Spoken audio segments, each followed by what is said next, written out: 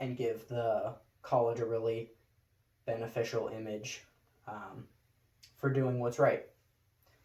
And then in the Daily Bruin could be a hyperlink to forms that are on the revised financial aid special consideration section for determining their eligibility and then further meetings if they are deemed actually eligible.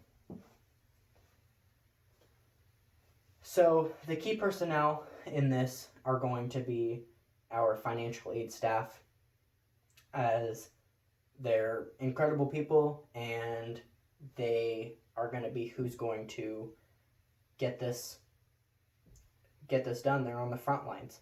They're the ones speaking day in and day out with students, and they know best about people's financial needs.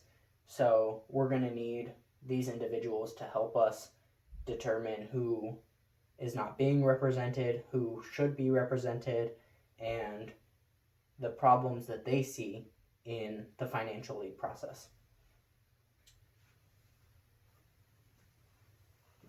And I was surprised to find that there are a lot of other colleges that already have this system in place, and actually through some easy research going to different schools' financial aid, the special considerations tends to be a lot more broad than George Fox's is, where Fox explicitly states there are two ways you are a special consideration and anything else is excluded.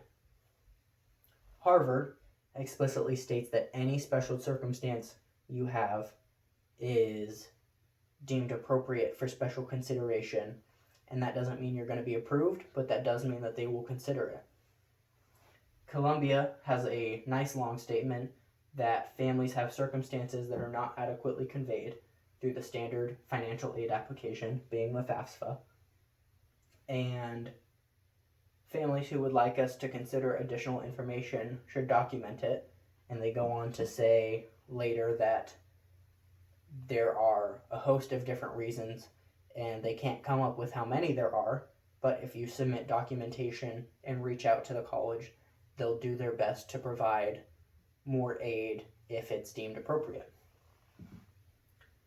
Stanford does a really great job by assessing parents' actual expendability in their finances through what additional costs they may have that aren't represented in the FAFSA. So if you receive your financial aid offer after the FAFSA and it doesn't adequately represent you, you can go fill out forms with your parents that show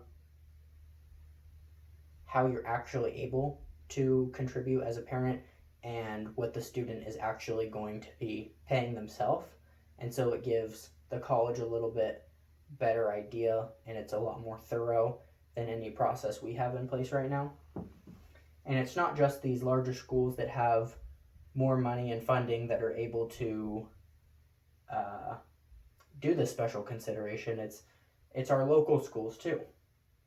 Oregon State has multiple forms for special considerations, and they even go as far to list specific instances that may detract from financial aid and not just leaving it broad.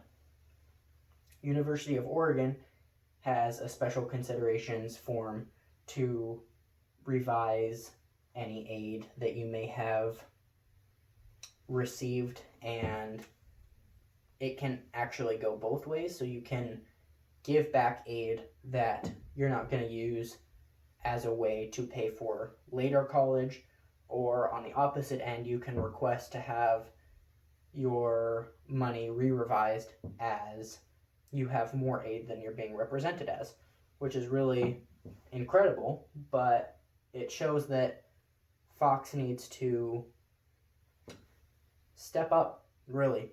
We need to represent our whole student body, and these people that are being left out need to be known, and we need to help these students like we help other students. And I think that Fox really wants to, but isn't totally aware of the issue, and I think that we need our student body to come together and show how this affects individuals. Thank you for listening to my proposal, and I hope that you will think about how individuals aren't being represented and how that speaks to the message of Fox. Because Fox is be known. The whole message, the motto, the core belief is be known. And there are students who aren't known right now and not adequately represented. So I ask you to think about how we can help every student feel known and every student have fair financial aid. Thank you for your time.